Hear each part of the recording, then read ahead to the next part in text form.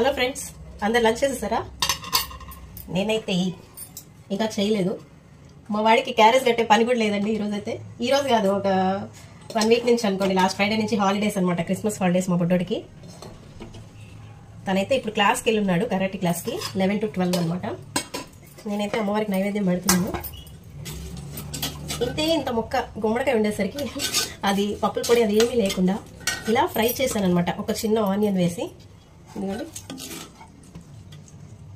ఈ కడాయి అయితే చాలా రోజుల నుంచి అలా దాచిపెట్టాను చేపల కూర వండుదామని, కానీ ఈరోజు గుమ్మడికాయ ఫ్రై అయితే చేసేసాను అనమాట. నేనైతే ఈ ఒక్క ఫ్రై పొద్దున ఇడ్లీలోకి సాంబార్ చేశాను. అబ్బా అది ఉంది, ఇంకా నైట్కి టిఫినే కదా, దీంతో వాటితో కానిచ్చేద్దామని చెప్పి అనుకుంటున్నాను.